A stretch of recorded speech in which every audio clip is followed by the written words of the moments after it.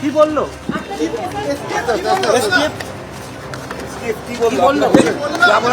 যারা পুলিশের থেকে জানেন আপনারা জান আপনি। হ্যাঁ, এবং এই মুহূর্তে দেখতে পাচ্ছ যিনি দোকানের মালিক। দক্ষিণ 24 পরগনার জীবনতলা ও উত্তর 24 পরগনা মিনাখায় বেঙ্গল এসটিএফ এর তল্লাশি, এবং সেক্ষেত্রে যেমনটা এসটিএফ এর দাবি, তারা গোপন সূত্রে খবর পেয়ে 190 রাউন্ড কার্তুজ উদ্ধার করেছে এবং সেই কার্তুজ উদ্ধার করার পাশাপাশি তারা 4 জনকে গ্রেপ্তার করে, যার মধ্যে একজনকে গ্রেপ্তার করা হয়েছে যিনি হচ্ছে বিবাদী বাগের এই যে দোকান রয়েছে সেই দোকানের কর্মচারী। এবং এক্ষেত্রে যেমনটা এসটিএফ এর দাবি যে 190 রাউন্ড কার্তুজ তারা উদ্ধার করেছে, সেই কার্তুজ কিন্তু একেবারে যে ফ্যাক্টরি মেড কার্তুজ, সেটা হচ্ছে অর্ডিন্যান্স ফ্যাক্টরিতে সেই কার্তুজ তৈরি করা হয়েছিল। এবং এই দোকানের কর্মী কিন্তু এই যে কার্তুজ যেটা একবারে অপরাধীদের কাছে চলে যাচ্ছে তার সঙ্গে যুক্ত বলে এসটিএফ এর দাবি। এবং সেই মতো এসটিএফ এর গোয়েন্দারা আজকে তাকে জিজ্ঞাসাবাদ করা হয় এবং সেই জিজ্ঞাসাবাদ করে যে তথ্য পেন সেই তথ্যের উপর ভিত্তি করে বিবাদী বাগের দোকানের কি ভূমিকা রয়েছে সেই বিষয়টা খতিয়ে দেখছেন। এবং এই যে দোকান, সেই দোকানের মধ্যে যে পরিমাণে কার্তুজ রয়েছে, কি কি কার্তুজ রয়েছে, সেই সমস্ত কার্তুজ একেবারে স্টক মিলিয়ে দেখছেন। এবং 7.65 mm প্রচুর সংখ্যায় কার্তুজ দেখা যাচ্ছে, সেগুলো দোকানে কতগুলো রয়েছে সেই কার্তুজ একেবারে মিলিয়ে দেখার কাজ কিন্তু করা হচ্ছে।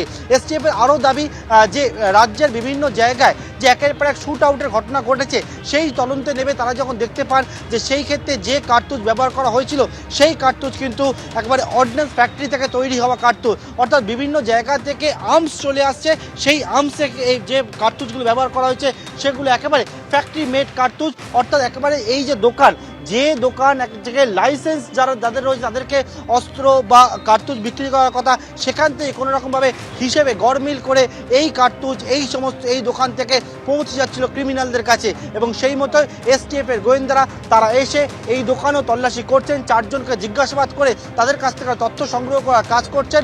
অন্যদিকে এর সঙ্গে আরও কে কীভাবে যুক্ত রয়েছে সেই তদন্ত এগিয়ে নিতে চাইছেন এসটিএফ এর গোয়েন্দারা। ক্যামেরায় পার্থপ্রতিম রায়ের সঙ্গে পার্থপ্রতিম ঘোষ, এবিপি আনন্দ, কলকাতা।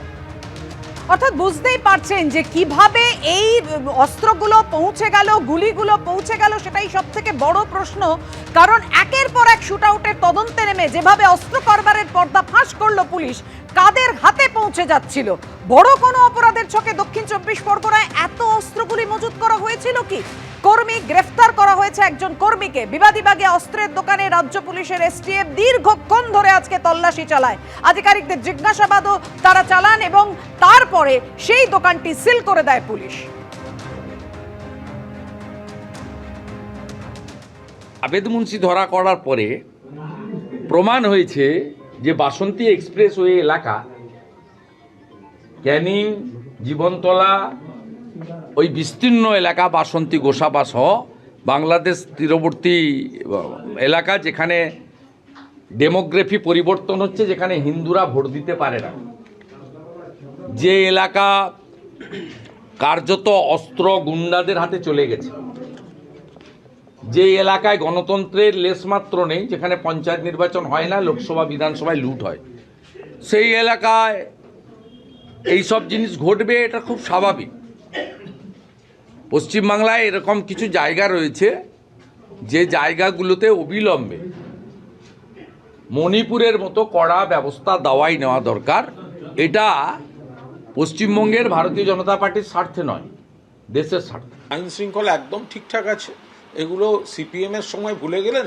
আরডিএক্স বোঝাই বউবাজারে রাইটার্সের পাশে, লালবাজারের পাশে বাড়ি উড়ে গিয়ে 100 জন হতাহত, ভুলে গেলেন? এখানে তো ওখানে পুলিশ আরডিএক্স উদ্ধার করতে পারে না, বাড়ি উড়ে 100 জন হতাহত হয়। আর এখানে পুলিশ খবর পেলে উদ্ধার করে, অস্ত্র উদ্ধার করে, দুষ্কৃতীকে ধরে। অনেক তফাৎ। বাম জমানায় ক্রিমিনালদের ধরতে গেলে ওসি 3 জনকে প্রকাশ্য দিবালোকে খুন করা হয়েছিল। আর এখন আমরা অনেক ভালো আছি, কোথাও কিছু সমাজবিরোধী কার্যকলাপ হলে পুলিশ ধরছে, কার্তুজ উদ্ধার হয়েছে, এটাও তো পজিটিভ। কোনো অশুভ শক্তি সেটা ঢোকাতে চেয়েছে আর সেগুলো পুলিশ ইন্টারসেপ্ট করছে, ধরছে, ব্যবস্থা নিচ্ছে, হচ্ছে তো।